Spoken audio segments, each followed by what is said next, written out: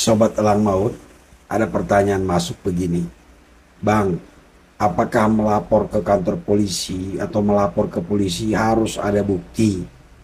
Motor saya hilang di halaman saya, Pak. Saya mencurigai seseorang sebagai pelakunya, tapi saya tidak punya bukti. Apakah saya bisa melapor? Apakah nanti kalau saya laporkan, saya malah dituduh memfitnah, saya malah dilapor balik, atau saya dianggap mencemarkan nama baik? Itu pertanyaannya. Jadi begini, kita selalu patokannya hukum. Di dalam pasal 1 Kitab Undang-Undang Hukum Acara Pidana, ayat 1-nya berbunyi begini. Penyidik adalah pejabat polisi atau pejabat pegawai negeri sipil tertentu yang diberi wewenang khusus oleh undang-undang untuk melakukan penyidikan. Artinya, penyidik tugasnya adalah melakukan penyidikan. Lalu penyidikan itu apa? Di ayat 2-nya berbunyi begini.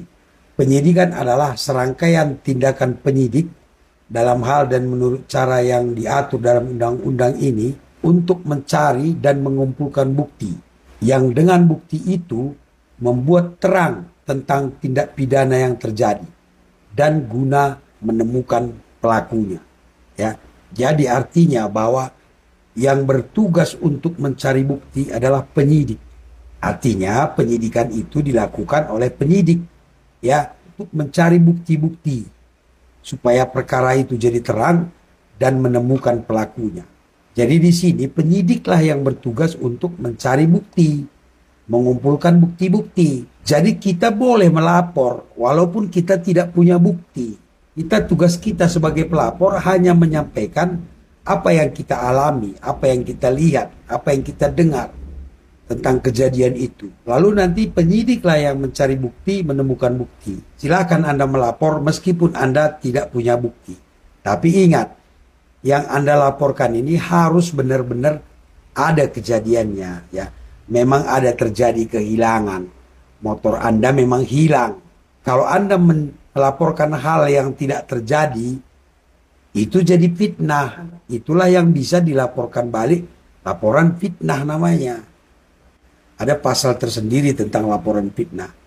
Saya ulangi lagi, apabila laporan kita itu bohong, tidak ada kejadian pencurian, tidak ada motor kita hilang, lalu karena kita benci dengan orang itu, kita ngarang-ngarang, motorku hilang, saya curiga sama si anu itu laporan fitnah, itu kita bisa dihukum, ya. Tetapi kalau laporan kita memang ada kejadian, memang benar-benar motor kita hilang, lalu kita mencurigai seseorang, laporkan saja, ceritakan saja apa adanya. Polisilah yang nanti akan mencari buktinya.